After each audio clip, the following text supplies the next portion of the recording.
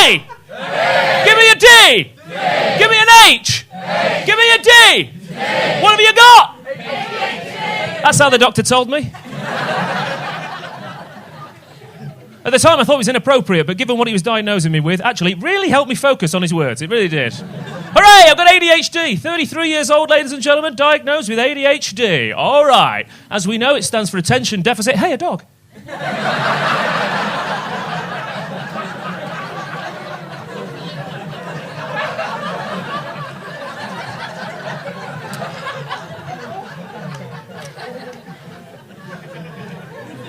So I've got attention deficit. Hello, Dave. How you doing? You all right? I see you over there. But, I can't know if it's come a bit late, though, guys. 33 years old. I could have done this at school, couldn't I, really?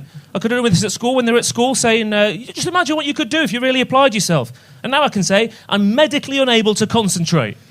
Simpler times. There you go. But have you got a few in your class? A few AD? You have, yeah.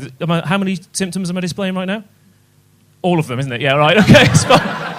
All of them. No, they used to say, imagine what you could be. Imagine what you could be when you grew up if you really applied yourself for us. Imagine, what do you want to be? I say, an astronaut. He said, you're not that good. Imagine something else. Super Mario. He doesn't exist. Zinedine Zidane. He already exists.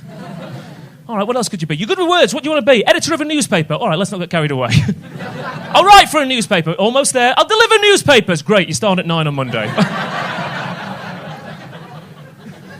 Simpler times. I didn't have a problem with that when I was at school, but it was more the word imagine, wasn't it? They always say, imagine what you could do. Imagine, and then they'd have these really restrictive ideas of what you could do with your life. I can't help but feel that John Lennon wouldn't have got very far if he'd had such a dearth of creativity. Imagine all the people delivering the Sheffield Star. Simpler times. We all live in a two-bed masonette, a two-bed masonette, a two-bed masonette. Eleanor Rigby works in a bank and plays golf when she's got a day off. She's got a cough.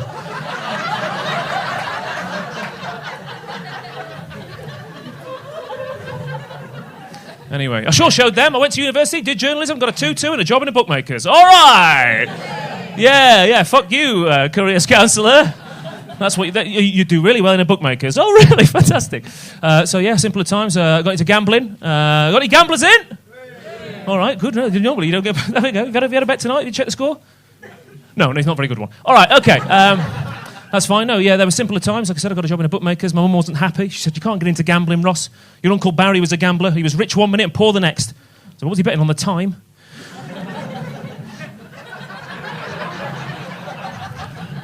My dad wasn't so bothered. He had what we would call a laissez-faire approach to parenting. And by that, I mean he overused French words in conversation.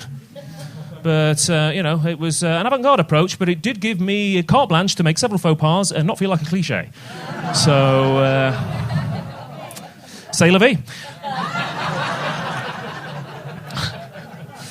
But like I said, I got into gambling. I worked for a bookmaker's. Fantastic times, simpler times. My favourite thing about working for a bookmaker's was two things. The betting slips, they were wonderful. They reminded me of the times that I used to chat up girls by passing them notes in the classroom. I remember the first girl I ever asked out. She went outside. I said, Katie, will you go out with me? She said, we're 11 years old. Where will we go? I said, fair enough. Never spoke to her again. But... And my other favourite thing is the pens, bookies pens, right? I know that bookmakers on every corner, street corner, is a blight on society. On the upside, you're never more than 500 yards away from a free pen.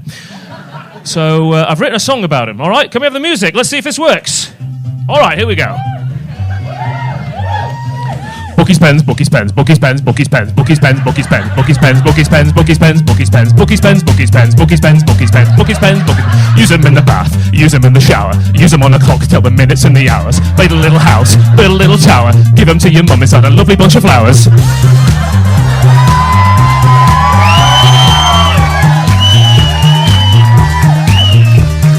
Give them to your wife, give them to your child. Take them to the pub and have them with a pint of mild. Put them in your coat, stick them to your tie. Travel back in time and sign the Treaty of Versailles.